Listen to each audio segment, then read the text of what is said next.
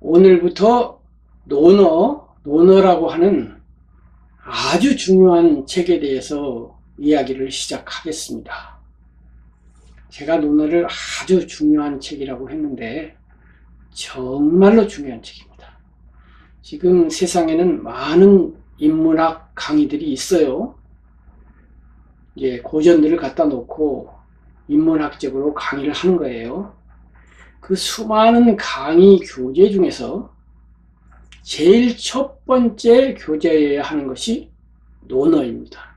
특히 우리 한국인에게 있어서는 논어라고 하는 이 책은 첫 번째로 알아야 하는 인문학 고전 1순위입니다. 지금이야 성경이라고 하는 책이 세계에서도 가장 많이 읽히고 한국에서도 가장 많이 발행된다고 해요. 그리고 읽는 분이 굉장히 많긴 합니다. 그런데 100년 전으로 거슬러 올라가면 200년 전으로 거슬러 올라가면 당연하게도 한국은 유교 사회였죠. 그리고 유교의 중심에는 공자님이 있고 논어는 공자님을 알아볼 수 있는 가장 중요한 책입니다. 그러니까 조선조 500년 동안 이 논어라고 하는 책은 제1성전이었어요. 첫 번째 책이었어요. 가장 중요한 책이었어요. 지금은 성경 말고도 이 세속사회에 많은 책들이 읽히고 있죠. 그래서 종교 내지는 인륜 도덕을 말하는 책들이 그렇게 중요하지 않게 되었습니다만은 조선조 사회에서는 이것이 가장 중요한 문제였어요. 그렇기 때문에 그 당시 논어가 가진 위상이라고 하는 것은 지금 성경에 비할 바가 아닙니다. 절대적입니다. 그리고 공자님의 영향도 그야말로 막강했죠. 동북아시아에서 공자님은 그분이 출현하신 이후로 2500년 동안 그야말로 최정상에서 가르침의 왕자로서 군림해 왔어요. 그리고 이제 조선조가 500년 동안 성리학을 받아들였는데 이 성리학자들이 이제 유학을 새롭게 해서 신유학을 하긴 했지만 그 신유학의 원천은 옛날 유학의 그 공자님으로 거슬러 올라간다 이 말이에요. 신유학을 창시한 5명의 종사들과 특히 그것을 완성한 주자에게 있어서 공자는 으뜸가는 표준이자 만세의 사표였습니다.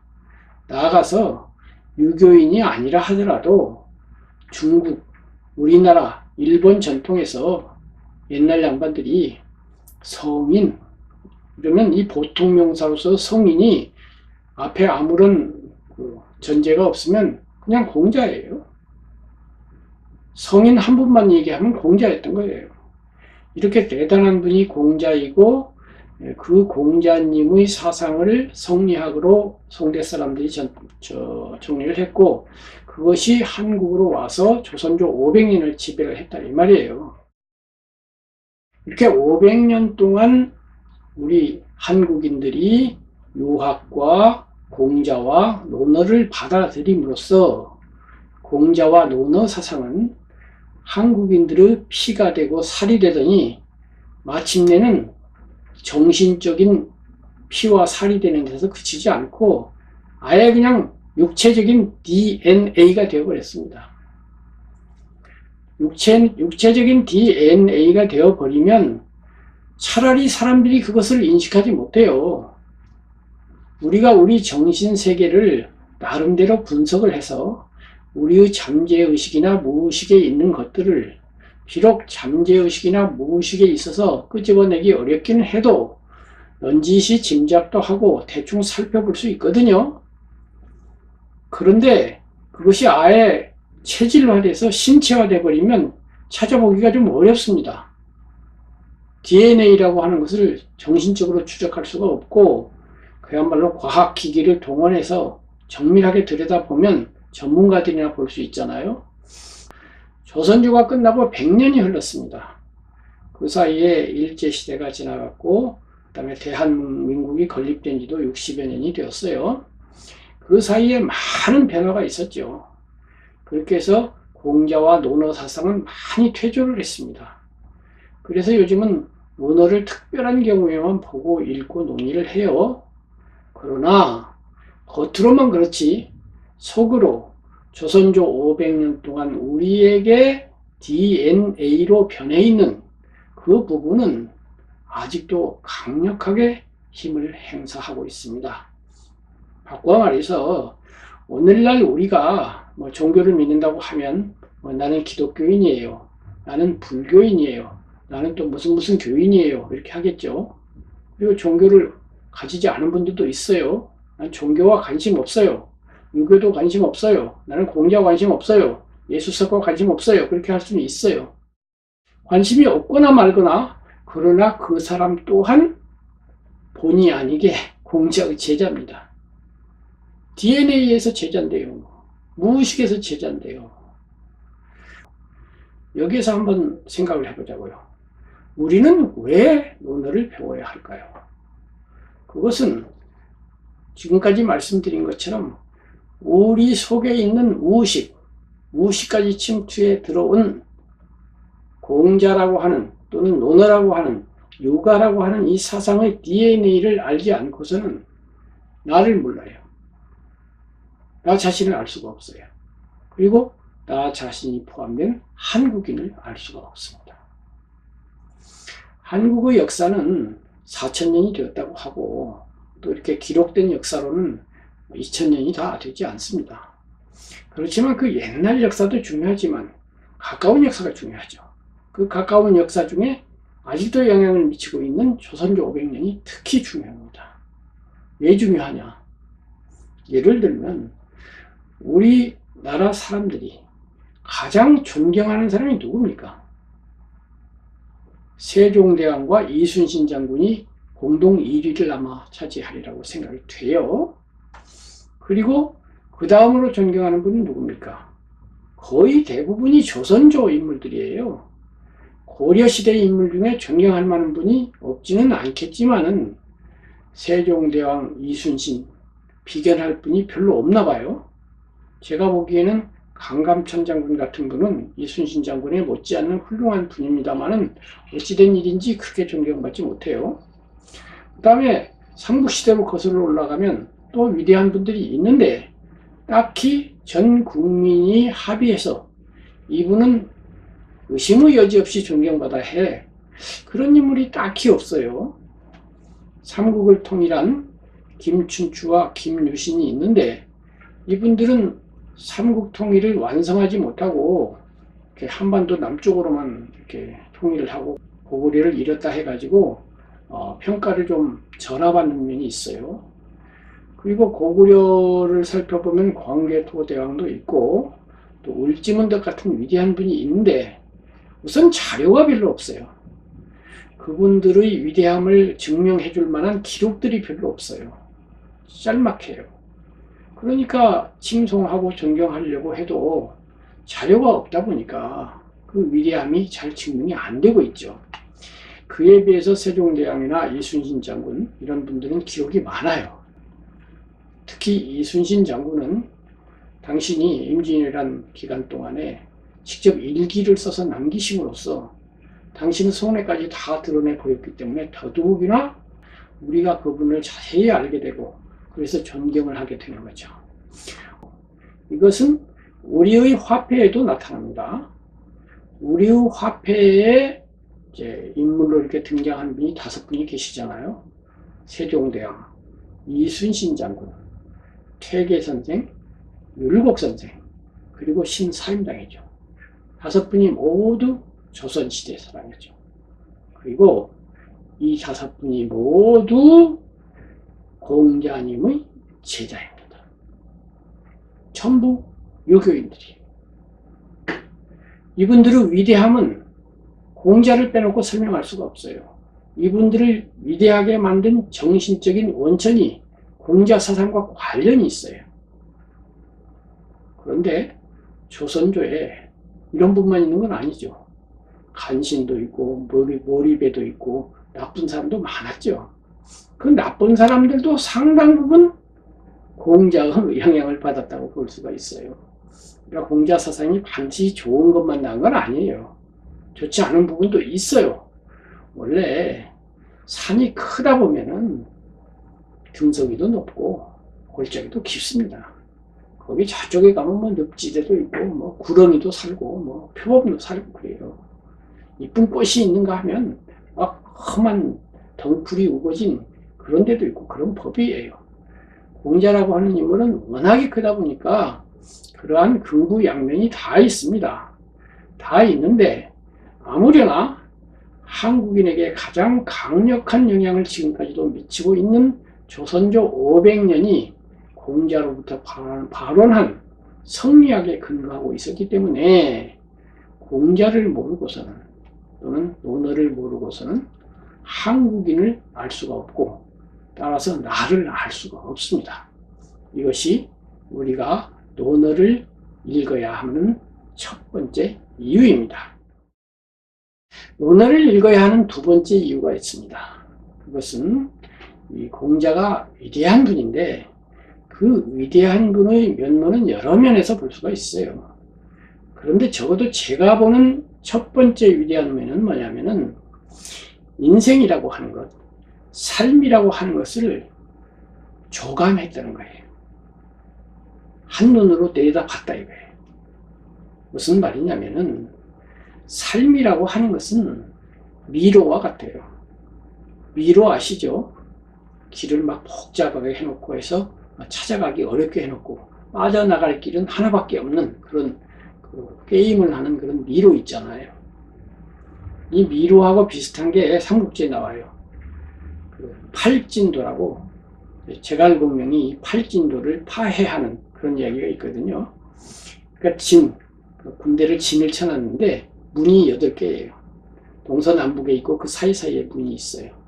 그런데 거기에 보면 제7번 문으로 들어가서 3번 문으로 나오면 살고, 예를 들면 6번 문으로 들어가서 9번 문으로 나오면 죽고 뭐 이런 거예요. 그걸 글자 그대로 믿을 수는 없지만 어쨌든 그 문을 그렇게 교묘하게 쳐놨다 이런 개념이 있는데, 만약 이런 미로나 팔진도를 지금 똑같은 눈높이에서 보니까 그게 안 보여요. 어디로 빠져나올지. 근데 여 위에 가서 드론을 띄우는 거예요. 드론을 띄워서 내려다보면 어떻게 될까요? 그럼 어디에 미로에 탈출구가 있는지 훤히 보이겠죠. 인생도 그래요. 인생도 지금 뭐 이 길이 어떻게 된지, 이것이 뭔지, 내가 평생 살았는데 내가 지금 어디로 가고 있는지, 우리 한국으로 치면 내가 지금 경상도 안동에 있는지, 전라도 전주에 있는지, 강원도 횡성에 있는지, 지금 어디서 헤매는지, 서울이 어딘지, 북쪽으로 가고 있는지, 동쪽으로 가고 있는지, 잘 가고 있는지를 모를 때가 있어요. 동서남북을 분별을 못하는 거예요. 이럴 때 우리는 멘토를 찾아가죠. 또는 현자를 찾아가죠. 그럼 그 선생님, 멘토는 뭐예요? 들어오는 눈을 가진 사람이에요. 독수리의 눈을 가진 사람이에요. 나는 걸어가는 땅 짐승인데 새예요. 위에서 내려다봐요. 그래서 내가 못 보는 걸 봅니다. 그 위에서 보면 내가 그렇게 동서남북을 헤매고 있는데 이 인공위성을 딱 띄워서 전국지도를 보는 거예요. 내가 횡성에 있는데 전국지도에서 딱 대한민국을 보니까 횡성은 한반도의 중간지대에 있고, 중간지대 중에도 오른쪽에 강원도라고 하는 데가 있는데 강원도 여기에 있거든. 네가 서울로 가고 싶으면 서쪽 이런 방향으로 몇 킬로미터를 가면 돼. 네가 만약 대구로 가려면 남쪽으로 가야 되는데 남쪽으로 가는 길은 이 길을 따서 이렇게 가는 길도 있고 이 길을 따서 이렇게 가는 길도 이렇게 되지 않겠어요? 그러니까 이 높은 데서 본다는 건 전국 지도를 본다는 거예요. 그에 비해서 미로에서 헤맨다는 것은 지방 지도 안에 갇혀 있다는 거예요. 이 점에서 공자님은 삶의 전국 지도를 먼저 제시를 합니다. 굉장히 중요합니다. 이 전국 지도를 우리가 배워서 아는 데는 그렇게 시간도 안 걸려요. 근데 그것을 딱 알고 있으면 이 미로와 같은 인생의 길이 갑자기 간결 명쾌하게 알려져 옵니다. 공자님은 명언 중에 등 동고이 소노하고 등 태산이 소천하라는 말씀이에요. 등은 오른다는 거예요. 등 동고. 동고는 동쪽의 언덕이다 이거예요. 동쪽의 언덕에 올라갔어요. 그랬더니 소노하고 노나라가 작아 보여요. 노나라는 공자님이 탄생했던 그런 나라죠. 우리 쪽으로 오면 남산에 올라가니 서울이 작아 보인다 이렇게 되는 거예요. 혹은 도봉산에 올라가니 서울이 작아 보인다 이거예요. 노나라가 다 보이는 동쪽 언덕에 올라가서 내려다 보니까 밑에서 보니까 미로 속에 헤매는 것 같았는데 한 단계 높은 데서 촥 내려다 보니까 다 보이니까 갑자기 작아지는 거죠. 미로일 때는 굉장히 복잡하고 넓은 것 같았는데 위에서 보니까 이게 단순할 수가 없는 거예요. 그런데 동고에 올라가가지고는 노나라밖에 안 보여요. 근데 태산이라는 산이 있지 않습니까? 중국의 5대 명산 중에 동쪽 지역의 명산이죠. 평지에 있죠. 평지에 있는데 산이 그렇게 높지도 않아요. 높지도 않은데 평지에 있으니까 아주 높아 보여요. 그리고 올라가서 보니까 이번에는 태산에 올라가니까 천하가 작아 보였다. 태산이 소천하. 동고라고 하는 언덕보다 훨씬 높은 데 올라간 거예요. 그러니까 훨씬 멀리 봤겠죠. 높이 나는 자가 멀리 본다. 갈매기의 꿈이라고 하는 그런 책에 나온 명句지만은 공자님이 이미 말했던 거예요. 태산에 올라가면 천하가 작아 보인다. 오늘날로 오면 그거보다 더 높이 올라갈 수도 있겠죠. 비행기를 타고 올라가 보니 지구가 작아 보이고 인공위성을 타고 올라가 보니 정말로 지구가 작아 보였다 이렇게 될 거 아니에요. 정말로 인공위성을 타고 우주에 가본 사람은 그 느낌을 말로 표현할 수가 없다고 합니다. 그래서 지금 미국 같은 데서는 정말로 인공위성을 타고 대기권 밖으로 가는 그런 사업을 추진하는 사람이 있고 머지않아 민간인들도 그렇게 돈만 있으면 갈 수 있는 때가 온다고 합니다만은 어쨌든 중요한 것은 뭐냐면 시점이 높으면 더 많이 벌 수 있으면서 사태를 간결 명료하게 정리할 수가 있는데 멘토다, 현자다, 스승이다, 구루다 하는 분이라는 분은 결국 뭐냐면 그 배우는 학생에 비해서 시점이 높다는 거예요. 그 점에 있어서 공자님의 시선이 굉장히 높았고 그래서 인생을 단순하게 정리를 해버렸어요. 인생의 전국지는 지도는 이런 거야 하고 정리를 해버렸다고요. 이것이 우리에게 주는 가치는 대단합니다. 홀로모스 달걀처럼 그것을 배우고 알기는 쉬워요. 알고 나서는. 근데 알기 전에는 굉장히 어렵습니다. 이것이 공자님의 논어를 배워야 하는 두 번째 이유입니다. 삶의 전국지도를 가르쳐준다. 인생을 단순 명쾌하게 총론적으로 위에서 딱 정리를 한다. 요겁니다. 세 번째로 공자의 논어를 배워야 하는 이유가 있어요. 그것은 마음을 수양하는 데 도움이 돼요. 논어를 통해서 우리는 수양론을 배울 수가 있어요. 마음을 수양한다는 것은 마음을 닦는다는 것, 마음을 조절한다는 거예요. 마음을 왜 조절해야 할까요? 마음은 내버려두면 제멋대로 날뛰고 그러면 남에게도 좋지 않은 결과를 미치지만은 자기 자신에게 불편해요. 근데 이 마음을 잘 관리를 하면 자기 자신의 마음이 안정이 되고 그 다음에 그 안정기가 지나면 거기에서 찬찬한 기쁨이 차오르게 돼 있어요. 이것을 논어가 가르쳐줘요. 그런데 이 수양론은 동양사상, 반드시 요가사상과 논어에만 있는 건 아니에요. 도가사상, 즉 노자나 장자의 사상에도 수양론이 있어요. 그리고 불교 사상에도 수양론이 있지요. 있는데 비교를 하면 노자나 장자의 수양론에 비해서 공자와 논어의 수양론은 좀 구체적이에요. 이쪽은 방법이 뚜렷하지 않은데 여기는 방법이 분명하게 있어요. 구체적이면서 실용적이에요. 그래서 보통 사람이 접하고 누구나 할 수가 있어요. 이런 장점이 있고 불가사상, 불교 사상하고 비교하면 불교에는 이제 명상법, 옛날 말로는 이제 참선법이 있어서 마음을 수양 내지는 수행하는 구체적인 방법이 있어요. 이 구체성 면에서는 불교가 유교보다 뛰어나요. 그 대신 여기에는 좀 너무나 구체적이다 보니까 종교적인 의미도 있고 약간 배타성도 있고 여러 가지 다른 또 문제들이 있어요. 그런데 유교 내지 요가의 수양법은 종교성이 거의 없어요. 그래서 부담 없이 수양을 할 수 있는 점이 있어요. 또 다른 차이는 공자의 수양법은 즐거움을 중심으로 하거든요. 즐거울 낙자예요. 공자의 논어에서 우리가 주목해서 보아야 할 글자 중에 하나가 즐거울 낙자입니다.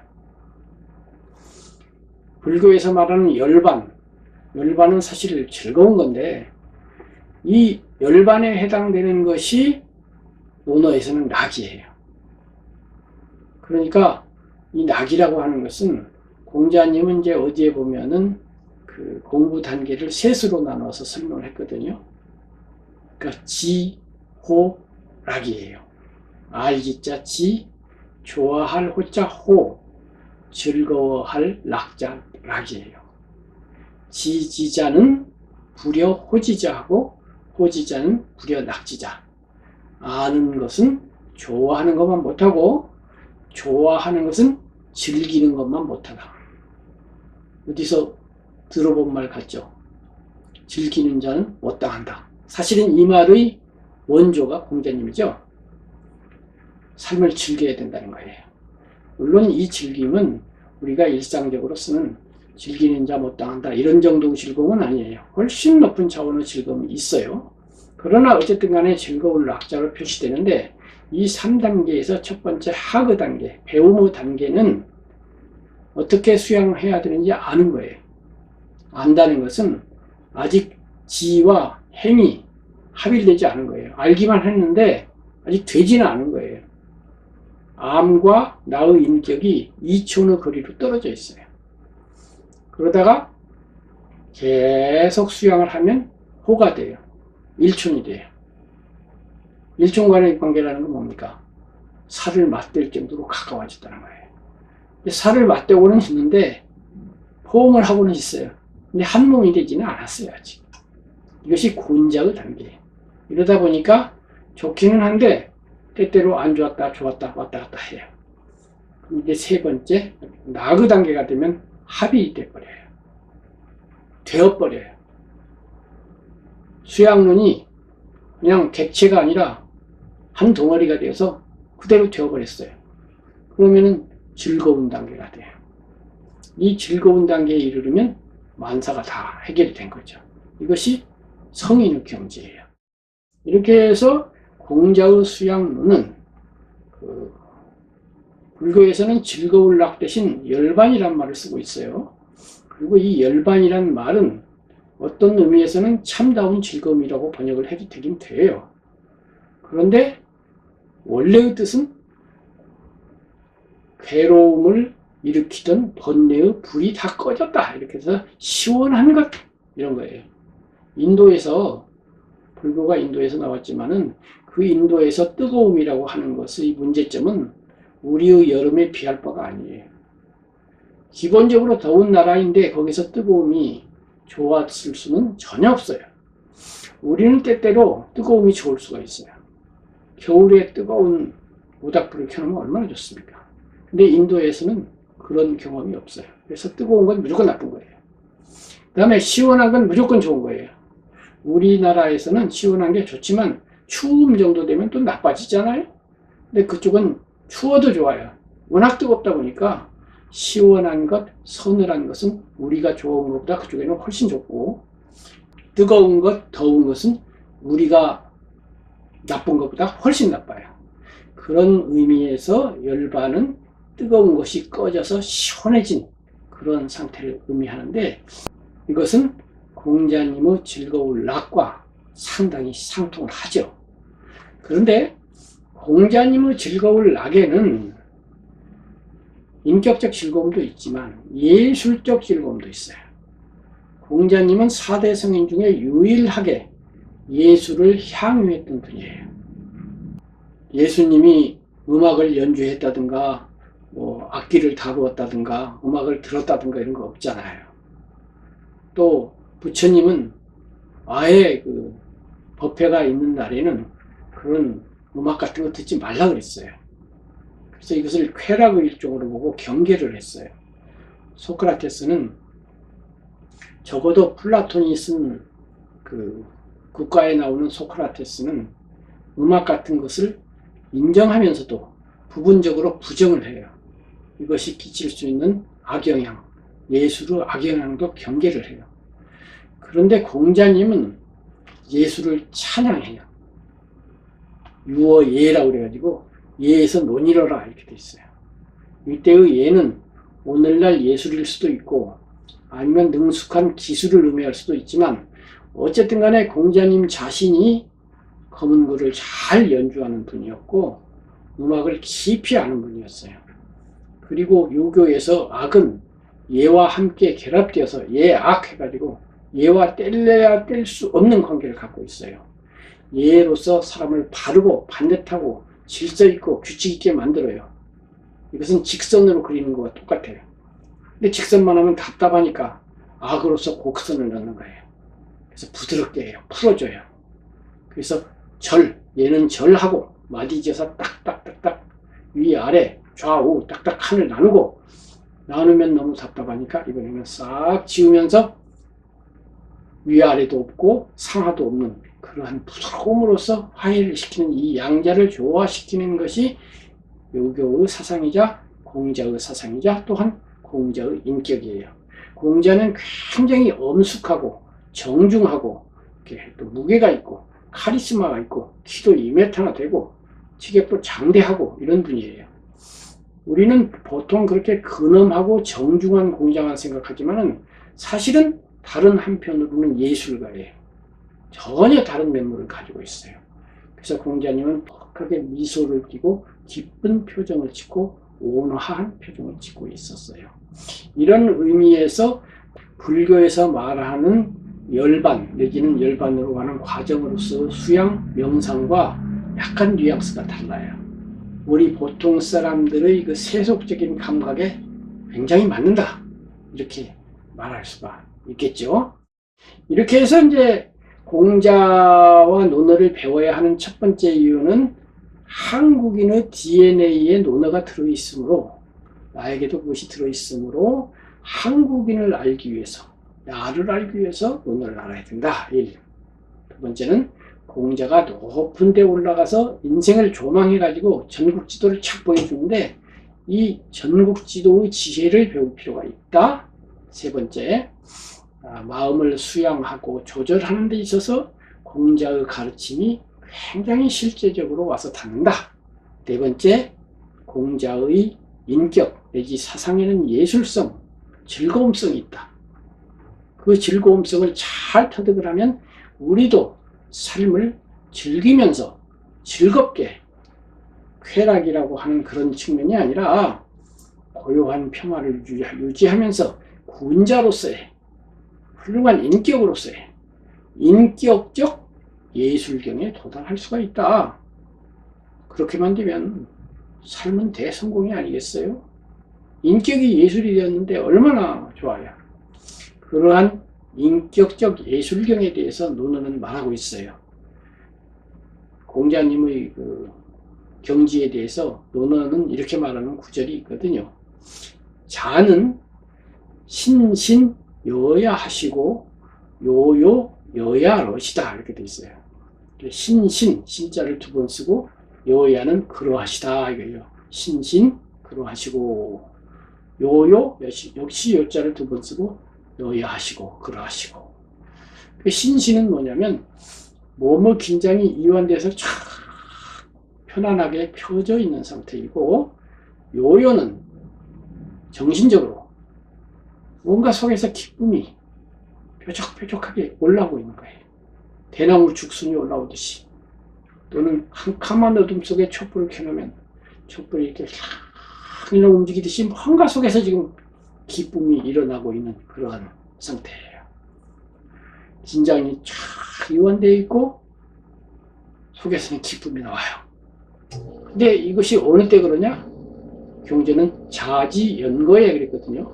선생님이 연거하실 때 그렇다는 거거든요. 연거는 뭐예요? 평상시예요. 다시 말해서 이때 공자님에게는 이완되어야 할, 그리고 기뻐해야 할 만한 무슨 원인이 없었어요. 평상시니까. 누가 좋은 소식을 가지고 온 게 아니에요. 좋은 소식을 가져오면 그것을 연료로 삼아서 기쁨이 일어날 수가 있죠. 그런데 그런 연료가 없어요. 평상시니까. 아무런 일이 없는데 이완돼 있고 이유도 없는데 기뻐요. 연료가 없는데 불이 타요. 그 왜? 이것은 뭐냐면은 마음 수양에는 등급이 있어요. 제일 밑에 악한 사람이 있겠죠. 그 다음에 범인, 보통 사람이 있겠죠. 그 다음에 이제 수양을 하려고 준비하는 학인, 공부하는 사람이 있어요. 그 다음에 공부가 어느 정도 되면 군자가 돼요. 근데 군자가 된 다음에 또 공부를 해요. 그러면 이제 현자가 되겠죠. 현인이 돼요. 그러고 나서 이제 성인이 되는 거예요. 공자님은 성인이죠. 이렇게 되면 이러한 수양의 경지라고 하는 것은 물론 다른 사람에게 이익을 줘요. 경지가 높을수록 너그러워지고 남에게 베푸는 사람이 되니까, 그 다음에 속에 많은 지혜가 있어서 조언을 구하면 훌륭한 조언을 해주고 하니까 스승으로서나 인품으로서나 남에게 이익을 주지만, 논어에서 무수하게 말하고 있는 것, 우리가 그리고 가장 주목해야 할 것은 그게 아니에요. 남에게 이익을 주는 건 두 번째예요. 우선 자기 자신에게 좋아요. 경지가 높다는 것은 남에게 이익을 주는 것이 아니라 먼저 나에게 이익을 줘요. 예를 들면 매연을 뿜고 있는 자동차가 있다고 할 때 그 자동차는 대기를 어지럽히기 전에, 대기를 오염시키기 전에 자기 내연기관을 먼저 오염시켜요. 또 꽃이 향기를 풍긴다고 할 때도 마찬가지예요. 꽃의 향기를 맡고서 벌나비가 와서 벌나비가 이익을 보고 꿀을 가지고 가지만, 이 꽃이 향기를 만들고 꿀을 만드는 과정에서 벌나비는 두 번째예요. 자기 자신이 향기로 가득 차요. 내가 먼저 좋아요. 수양이라는 건 그런 거예요. 수양이라는 건 남을 위해서 하는 게 아니에요. 나를 위해서 하는 거예요. 나 좋자고 하는 거예요. 근데 나가 일반적으로 좋은 상태에서 저절로 남에게 노력 안 해도 좋아져요. 굳이 노력할 필요도 없어요. 수양이 된다는 것은 더 행복해진다는 거예요. 그리고 더 행복해진 사람이 더 너그러워요. 마음에 불만이 많고 불행하고 우울하고 그런데 어떻게 너그러운 사람이 될 수 있어요? 그리고 마음이 행복해지고 너그러워진다는 것은 이완된다는 거예요. 긴장하고 행복한 사람은 있을 수가 없어요. 주먹을 딱 쥐고 행복할 수는 없어요. 그러니 공자님이 성인이시단 말이에요. 그 이완은 최대한으로 되어 있는 거죠. 지금 저 경우는 저 자신은 이완되어 있다, 긴장 안 하고 있다 이렇게 생각하지만 공자님 수준에서 보면 엄청 긴장하고 있는 것이 될 거예요. 긴장이라는 건 우리가 보통 긴장 안 한다는 그런 정도가 아니고 이완, 더 깊은 이완, 더 깊은 이완이 있어요. 아주 깊은 이완이 되면 화를 낼 수도 없어요. 너무 이완이 깊으면 마음이 뭉치지를 않기 때문에 화를 낼 수도 없고 우울해지지도 않고 우울해지고 싶어도 지지가 않아요. 이런 정도의 이완이 있어요. 사실은 불교에서 말하는 열반이라는 것을 저는 그러한 완전한 이완이라고 생각해요. 그런 완전한 이완은 다시는 긴장이 안 돼요. 근데 공자님도 완전히 이완돼가지고 앉아 계신데, 그러면 평상시니까 어떤 사건이 없으니까 그 평상시 인격으로 계시는 시간이에요. 그런데 그 인격이 이완된 상태이고 즐거운 상태인 거예요. 행복한 상태인 거예요. 꿀과 향기가 가득한 상태인 거예요. 그러니까 기쁘죠. 기뻐서 요요 신신하시고 이완되어 있고 요요하셨는데, 요야라고 하는 또 한자가 두 자가 붙어 있어요. 이 야는, 야자는, 이 기야자는 이제 어조사지만 같을 여자가 하나 붙어 있어요. 이 같을 여자는 자연스럽다는 뜻이에요. 긴장이 이완되어 있는데 그것이 너무나 자연스럽기 때문에 신신하시고 안 하고 신신여여 하시고 하고, 야, 이런 표현을 할 줄 안다는 것이 그걸 적은 제자도 대단해요. 그 다음에 요요 하시고가 아니라 요야 하시고 이렇게 적었다 이 말이에요. 그러니까 이렇게 자기 수양을 통해서 성인이 되시고 성인으로서 기쁨과 흡족함과 즐거움과 만족과 행복으로서 일상생활을 사시고, 그리고 인연이 있으면 제자들을 가르치고 이렇게 했던 공자님이라 이거죠. 그러니까 우리가 이 논어를 통해서 그러한 공자님이 어떻게 그렇게 됐는지 그것을 하나하나 살피면서 공부를 해서 나의 삶이 공자님을 조금이라도 닮아서 신신요요까지는 안 된다 하더라도 작은 향기, 작은 꿀을 만들어서 삶을 조금씩 행복하게 만들어가는 것, 이러한 실제적인 이익이 없다면 굳이 논어를 왜 배우고 굳이 그 어려운 한문의 숲속으로 왜 들어가야 한다는 말입니까? 저와 함께 논어를 공부하면서 한국인 그리고 나의 사고방식 속에 들어있는 장점, 논어의 장점도 있지만 논어의 약점도 있어요. 장단점을 분별해서 장점은 극대화하고 단점은 교정해 나갑시다. 이것이 첫 번째. 두 번째는 논어가 제시하는 높은 데서 내려다보는 삶의 전국지도를 보아서 명쾌하게 삶을 정리합시다. 그래서 미로에 헤매지 말고 탁탁탁탁탁 이렇게 돌아가는구나 알아봅시다. 그 다음에 마음을 수양합시다. 마음을 수양하되 남은 난해하고 어렵고 아리송하고 이런 거 말고 구체적으로 손에 잡히는 것으로서 한 걸음 한 걸음 나가봅시다. 그런 결과 공자님의 그 신신요요한 경지를 조금이라도 우리 맛봅시다. 그렇게 해서 삶의 품질을 좀 높여봅시다. 이것이 제가 지금부터 시작하는 논어라고 하는 대장정, 굉장히 긴 장정이 될 거예요. 이 긴 장정, 그러나 행복한 장정.